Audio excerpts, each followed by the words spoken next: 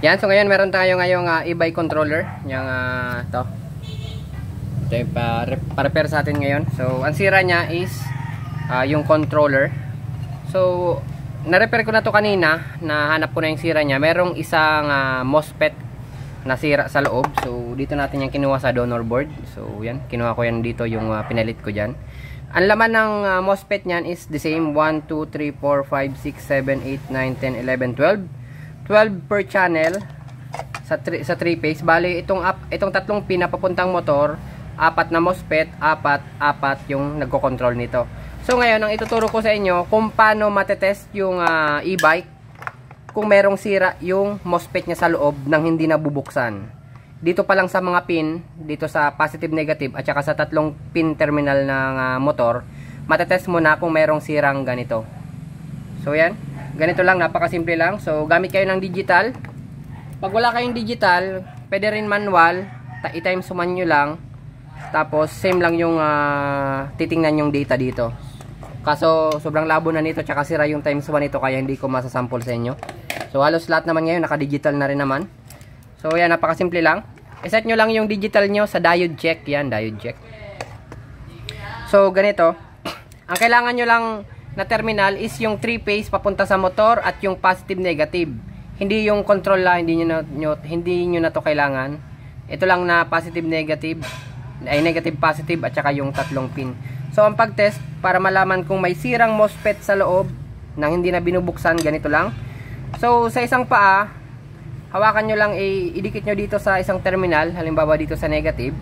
Tapos, i-test nyo pare-pareho. Dapat pare-pareho yung response ng kada pin. So, yan. Katulad nyan, 490, 488, 465. Ang tamang value na good MOSFET na nasa loob is nasa 300 to 500. Andyan sa range. Yan. Kasi depende sa temperature, nagbabago yung voltage drop. Bali, voltage drop yung lumalabas dito sa diode check na yan. So yan. Yan. Normal yan. At saka para ma-confirm na talagang okay, kailangan yung baliktarin, ilagay nyo man yung negative terminal dito. Dapat ang mag-reading dito is open. So yan. Mag-open yan maya-maya kasi yung nare-reading na yan yung capacitor. Capacitor lang yan. Mamaya mag-open na yan. Op. Malapit na. O yan. Open na. And open. Meaning, pag binaliktad yung ganito, tapos merong nag-reading dyan, meaning, may sirang MOSFET sa loob. So, yan. Sa kabilang channel lang yan, yung tigdadalawang MOSFET ng kada channel. Yan. Mag-open yan. Tapos, dito naman sa kabila, sa positive naman, ganun din yung pag-test. Yan. 492,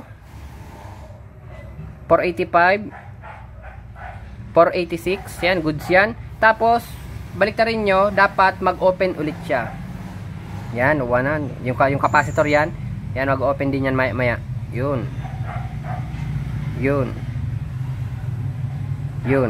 Meaning, okay. Ito yung reading kanina nung merong sirang MOSFET. Halimbawa, ipalagay natin, nasa loob to ng controller. Ganito ang magiging reading yan sa isang paa. So, yan. Meron kayong mariread na 162, tapos pag binaliktad nyo, halimbawa, ganyan, 162, tapos pag binaliktad nyo, ganito ulit yung mag-read yan. 162, tapos pag binaliktad nyo, 162, meaning shorted yung MOSFET. Yan.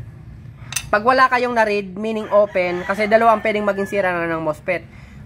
Shorted or tsaka open, meaning wala na talagang sira na.